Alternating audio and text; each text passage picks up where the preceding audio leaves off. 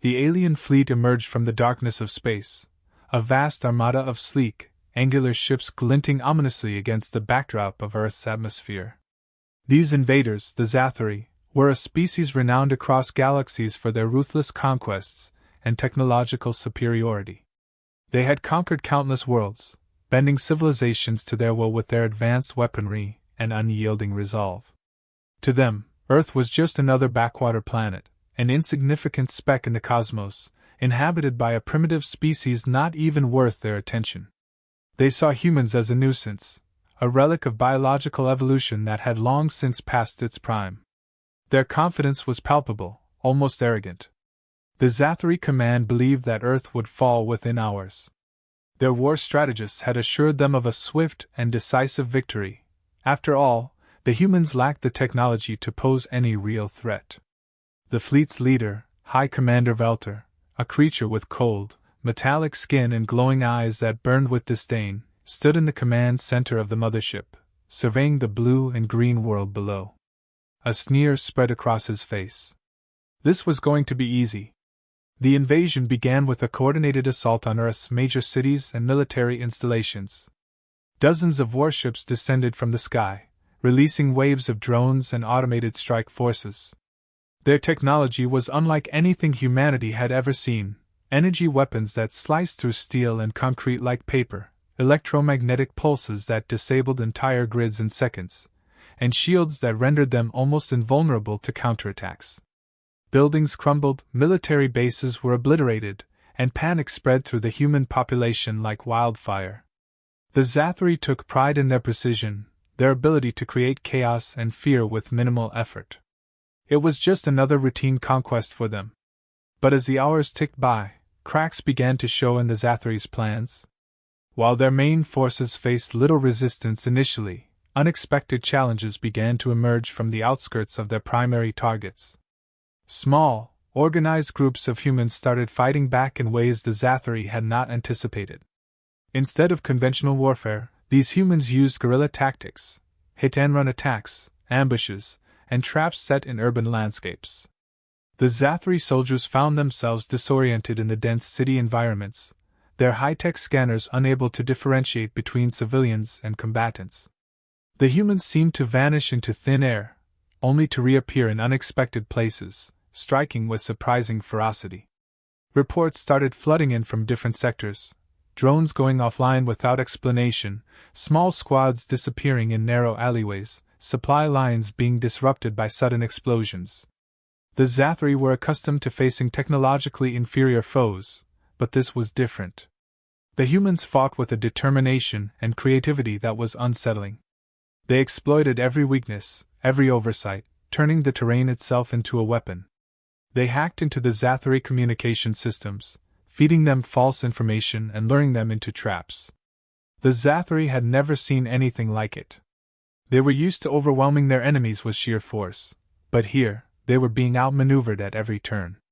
Velter, frustrated by the unexpected resistance, called for a tactical review. The initial strategy was clear: dominate from the skies, crush any semblance of defense, and move on to the next planet. But Earth was proving to be more than just another conquest. The humans' resilience was unlike anything they had encountered before. Some among his ranks whispered of a change in strategy, a more cautious approach. But Velter, stubborn and proud, would not entertain the idea. Instead, he decided to dig deeper, both figuratively and literally. Believing that the true strength of any civilization lay in its resources, Velter commanded his forces to begin mining operations. He reasoned that if they could strip Earth of its valuable minerals and elements, they could cripple the human resistance by depriving them of resources and force them into submission. Mining stations were established on the outskirts of major cities and in remote locations where the Zathari believed they could operate without human interference. Advanced drilling equipment was deployed, designed to penetrate miles beneath the surface in search of the planet's hidden wealth. But as the drilling began, the resistance intensified. Human attacks became more frequent, more coordinated. It was as if they knew exactly where to strike. The Zathari commanders were puzzled. How could such a seemingly primitive species respond with such precision? It didn't make sense.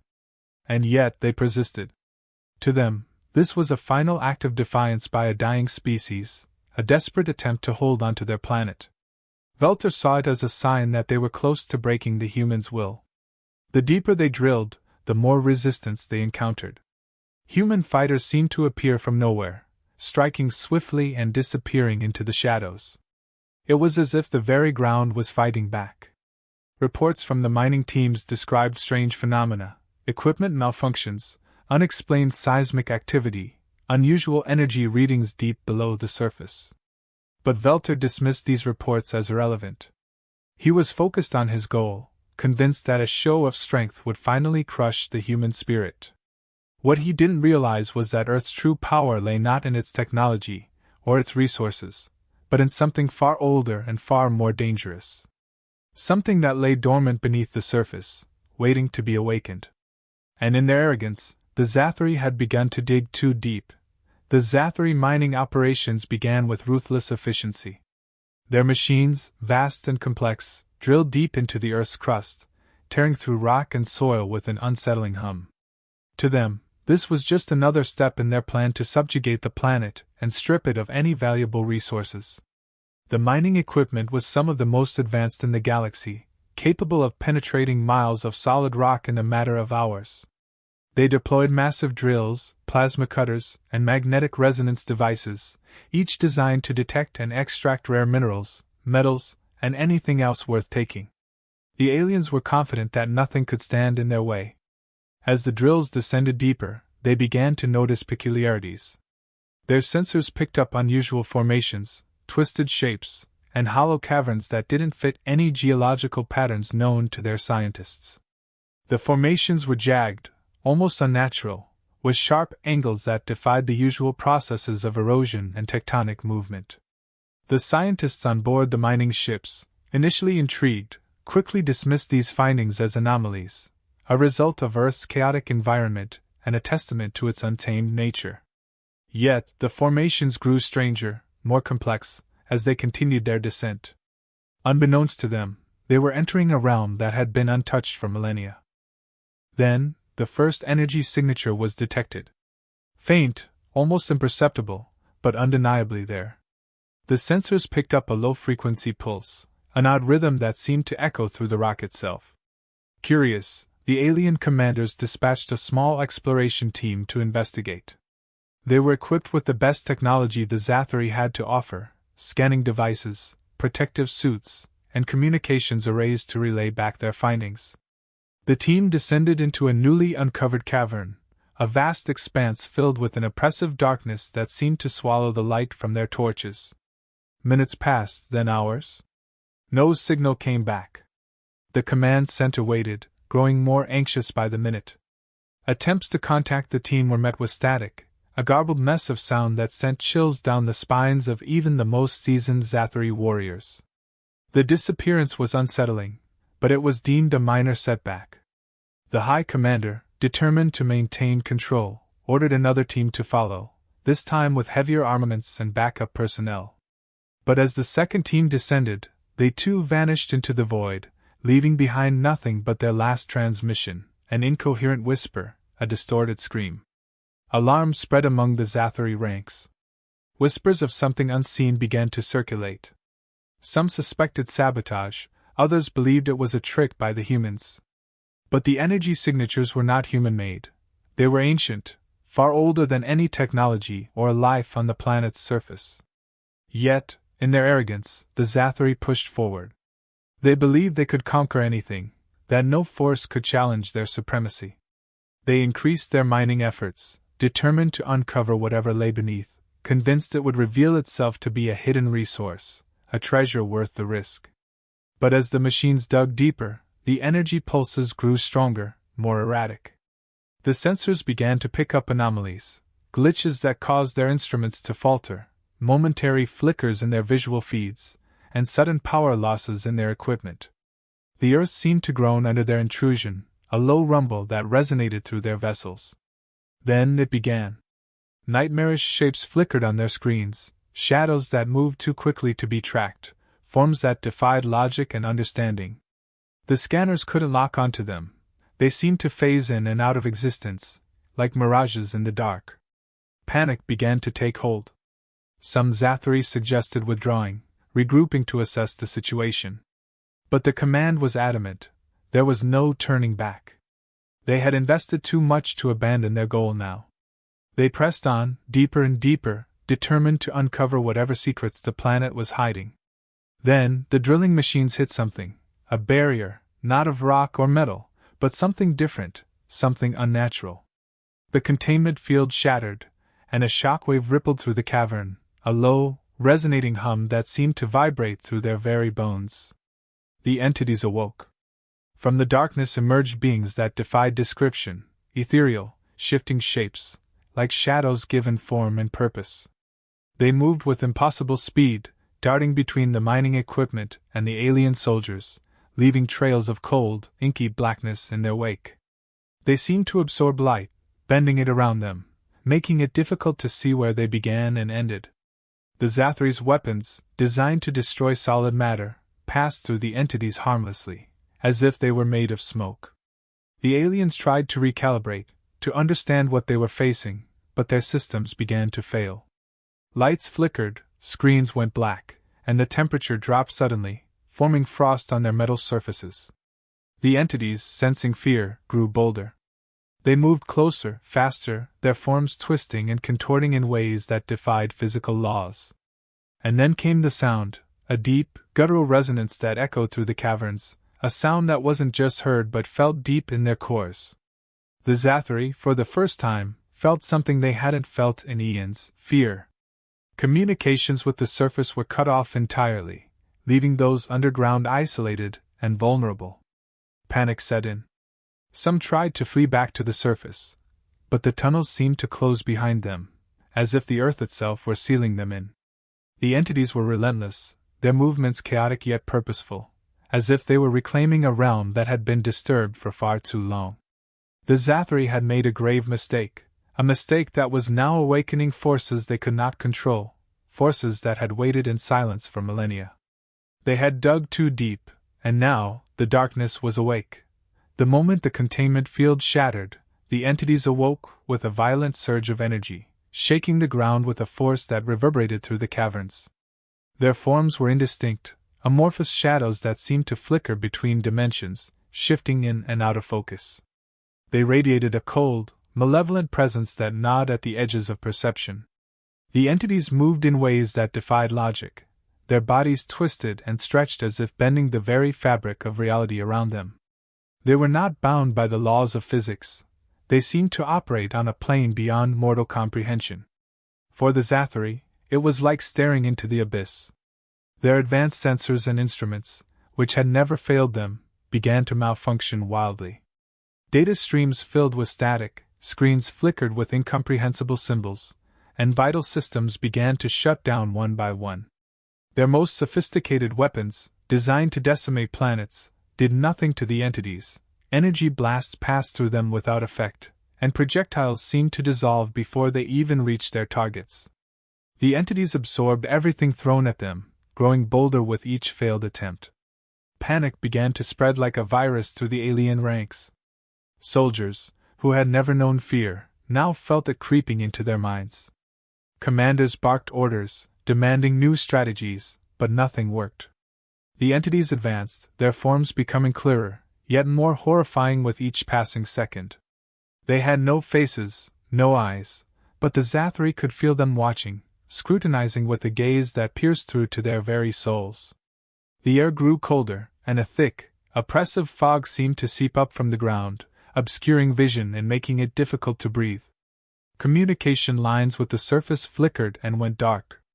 Attempts to reach their motherships orbiting above Earth resulted in only static or distorted noises that resembled screams more than voices.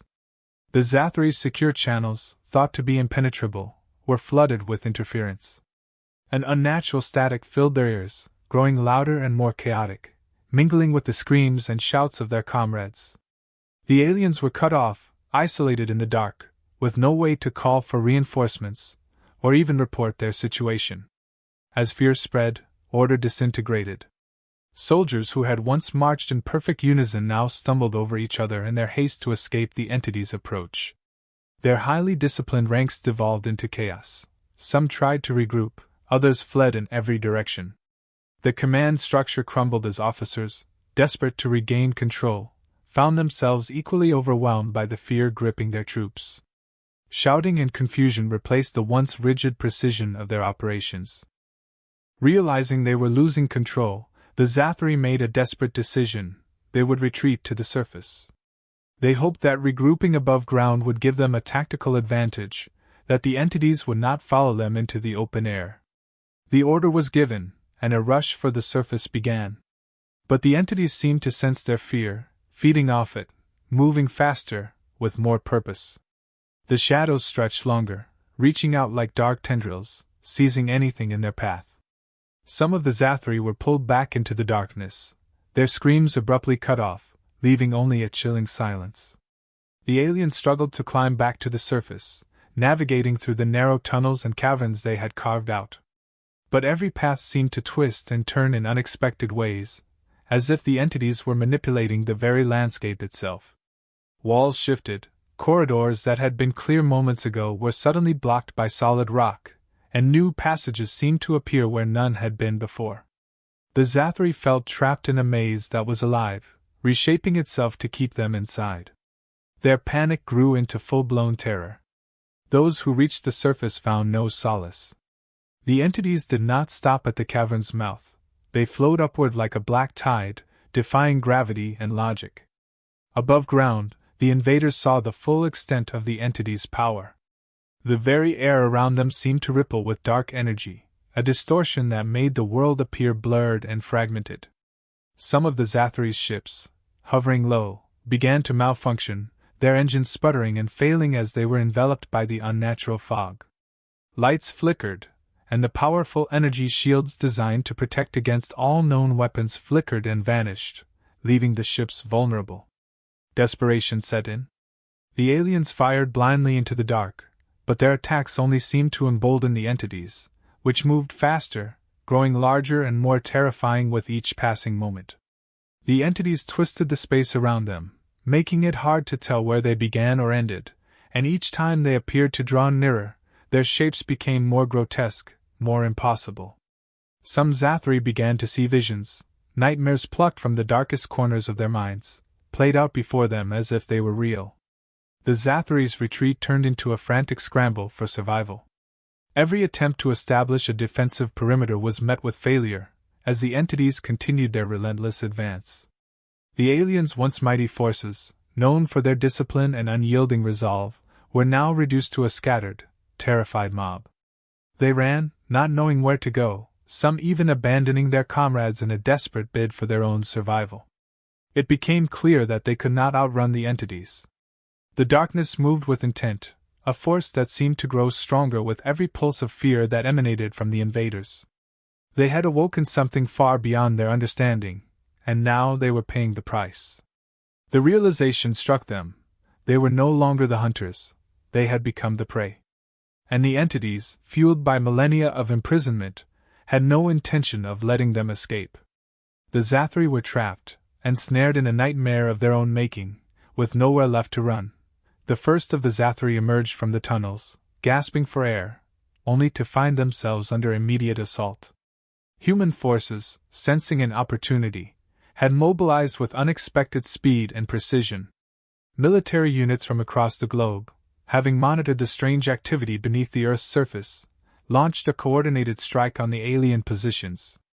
Artillery roared, and missiles streaked through the sky, slamming into the Zathri's exposed flanks. What had begun as a chaotic retreat from the darkness below now became a desperate battle on two fronts. Caught off guard, the Zathri scrambled to form a defensive line, their once confident ranks in disarray. Their technology, superior in many ways, was faltering. The entity's interference continued to wreak havoc on their equipment, while the humans exploited every weakness. The invaders had underestimated their opponents. What they saw as disorganized skirmishes were, in fact, carefully planned maneuvers designed to hit them where they were weakest. Human snipers took out key personnel, while mobile units harried the aliens' flanks, cutting off escape routes and supply lines. The Zathari command was paralyzed. Their leaders, who had always operated with cold, calculated logic, found themselves overwhelmed by the chaos. On one side, the relentless advance of the humans, their determination growing stronger with every small victory. On the other, the entities, still moving beneath the surface, their presence a constant, looming threat. The ground itself seemed unstable, trembling with the latent energy of the awakened forces. The Zathari had never faced an enemy they couldn't see, couldn't comprehend. For the first time, they were trapped with no clear path to victory or escape. The humans, sensing the invaders' fear and confusion, pressed their advantage. They adapted their strategies on the fly, using every trick and tactic they could muster. They created diversions to draw the Zathari into traps, isolated their units, and used hit-and-run tactics to keep the pressure on. What had initially seemed like a chaotic resistance now revealed itself to be a sophisticated network of coordinated attacks. They moved with purpose, their communications clear and precise, while the Zathari struggled to keep up. Every attempt by the aliens to regroup was met with a new wave of human aggression. Adding to the Zathari's desperation, the entities below began to surface. At first, it was subtle, small distortions in the air, strange shapes flickering at the edges of vision. Then, as if sensing the aliens' vulnerability, they surged upward with newfound intensity. The landscape began to twist and shift, unnatural shadows stretching across the ground, reaching out with dark tendrils. The entities seemed to pulse with energy, bending the terrain to their will. They shattered trees, split rocks, and caused the earth to ripple like water. Even the air seemed to vibrate with their presence, an unseen force that sent chills through those who dared to approach. The Zathari found themselves in an impossible situation. Every direction they turned was met with hostility. Their weapons, which had once given them an edge, now seemed almost useless. The entities defied all the known laws of physics, making targeting impossible. At the same time, the humans showed an uncanny resilience. They fought harder with every passing minute, their tactics becoming more refined, their strikes more devastating. It was as if they had been waiting for this moment, prepared to seize any advantage no matter how small. The battlefield transformed into a surreal nightmare. The entities, now fully present, twisted the ground beneath them, warping it into shapes that defied logic. Entire chunks of earth lifted into the air, defying gravity before crashing back down with explosive force. Structures, both human and alien, were torn apart by invisible hands. The entities moved like shadows, darting between the combatants, striking out at random. No one was safe, either human nor alien. The landscape itself seemed to be at war, as if it were alive and fighting back against the invasion. Amidst the chaos, the Zathari realized they were losing control. Their forces, split between defending against human attacks and fleeing from the entities, were being whittled down piece by piece. Their technology, once a symbol of their superiority, was turning against them. Engines sputtered and failed, weapons misfired, and their communications remained a garbled mess of static and noise. Their commanders were left with no good options, only the grim reality that they were trapped between two implacable forces, each more terrifying than the other. Some of the Zathari tried to surrender, waving improvised white flags to the human forces, hoping for mercy. But the humans, emboldened by their advantage, showed no signs of relenting. Others attempted to dig back underground, believing they might find some refuge there, but they quickly found themselves face to face with the entities that had driven them out in the first place. There was nowhere left to go, no place to hide. They were caught in a vice, squeezed from above and below, their every move anticipated, every escape route cut off. The entities grew bolder, their shapes becoming more defined, more menacing. They moved with a purpose now, as if feeding off the fear and chaos around them. The Zathari felt their very minds being invaded, their thoughts growing cloudy, their willpower sapped. Some collapsed on the spot, overwhelmed by a terror they couldn't name, unable to move or think. Others turned on each other in desperation, seeking someone to blame, anything to vent their growing panic. The humans, watching the invaders crumble, pressed harder. They knew they had the upper hand and were determined to make the most of it. They coordinated strikes with pinpoint accuracy, forcing the Zathari into tighter and tighter positions. Each move was calculated to push them back, to deny them any chance of regrouping or escape. The aliens, once so arrogant, were now nothing more than cornered beasts, fighting a battle they knew they could not win. And through it all, the entities continued their relentless advance, an unstoppable force of nature, reminding everyone on that battlefield that Earth's true power was not its technology or its people, but something far older, far darker, and far more terrifying. The Zathari had come seeking conquest, but they had found only their own destruction, caught between two foes they had never truly understood. The Zathari forces were in total disarray. The once orderly and disciplined ranks had dissolved into chaos, a panicked mass with no clear direction or leadership. Command structures had crumbled under the relentless assault from all sides. Orders were lost in the cacophony of fear and confusion, and no one seemed to know who was in charge anymore. Some alien factions, recognizing the futility of their situation, decided to take the desperate step of surrendering to the humans. They reasoned that the humans, however tenacious and brutal, were a far lesser evil than the entities that seemed to defy reality itself. But even surrender was no guarantee of safety, as the humans were wary, their trust shattered by the initial invasion. Meanwhile, the humans continued to press their advantage with a calculated strategy. Observing that the entities were primarily targeting the Zathari, they devised a plan to turn the aliens' terror into their own weapon. They began to funnel the panicked Zathari forces into areas where the entities were most active, using a combination of guerrilla tactics, misdirection, and psychological warfare. Human soldiers moved with deliberate purpose, guiding the Zathari into the darkest, most treacherous zones where the entity's influence was strongest. Every maneuver was aimed at further destabilizing the invaders, pushing them deeper into the heart of chaos. The Zathari, blinded by fear and unable to maintain cohesion, fell for every trap.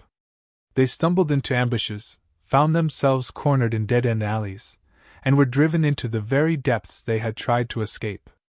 Their technology, once their greatest strength, now seemed to betray them at every turn. Sensors flickered with phantom readings, targeting systems went offline, and their once impenetrable shields failed in the face of the entity's reality-warping powers. They fired wildly, unsure of what was real and what was an illusion, wasting precious resources in their desperation. At the last remaining alien stronghold, a final stand was being made. A contingent of Zathari had fortified themselves in a high-tech base, hoping to hold out until reinforcements could arrive. But they were cut off, their signals for help lost in the static of the entity's interference. Human forces encircled the base, waiting for the right moment to strike. As the entities closed in from the opposite direction, the humans launched their attack. Artillery pounded the alien defenses, while squads of soldiers moved in with surgical precision, taking out key points of resistance. Inside the base, chaos reigned. The Zathari were caught between two relentless forces, humans on one side, entities on the other. They watched in horror as their technology seemed to bend under the entity's influence. Walls twisted and buckled as if made of liquid, floors warped and cracked, and control panels sparked and exploded without warning. The very air seemed to shimmer with an unnatural energy, making it hard to breathe, hard to think. The entities, now fully emerged onto the surface, unleashed their full might, shifting the environment around them like a living nightmare. No matter how much the Zathari fought back, their weapons had no effect, their tactics were meaningless. The combined assault was overwhelming. The Zathari's last line of defense crumbled, and their stronghold fell. The entities swept through like a dark tide, consuming everything in their path, while human forces mopped up what little resistance remained. The once mighty invaders, who had believed Earth would be an easy conquest, were reduced to a desperate, broken few. Their defeat was complete, their arrogance shattered. A few surviving Zathari managed to flee, escaping into the atmosphere in damaged vessels. With trembling hands they sent a transmission to their homeworld, a warning, a desperate plea for others to stay away. They described Earth as a Deathworld, a place where reality itself seemed hostile, where both the planet and its inhabitants were far more dangerous than they could have imagined. They urged their people never to attempt an invasion again, to leave this world to its mysteries and horrors. The message was broadcast on all frequencies, a final, frantic warning echoing through the cosmos. With the last of the invaders gone, the entities began to recede. Their forms, still as enigmatic and terrifying as when they first appeared, slowly withdrew back into the earth. The ground seemed to sigh as they disappeared, the unnatural energies fading like a retreating tide.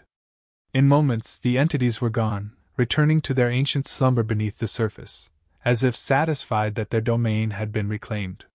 The humans, battered and weary, took stock of their survival.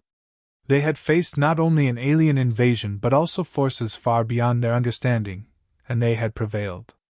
There was no triumphal celebration, only a grim acknowledgement of the cost and the knowledge that their world had secrets they were only beginning to comprehend. But they had survived, and they knew that whatever lay beneath their feet, whatever ancient power had been awakened,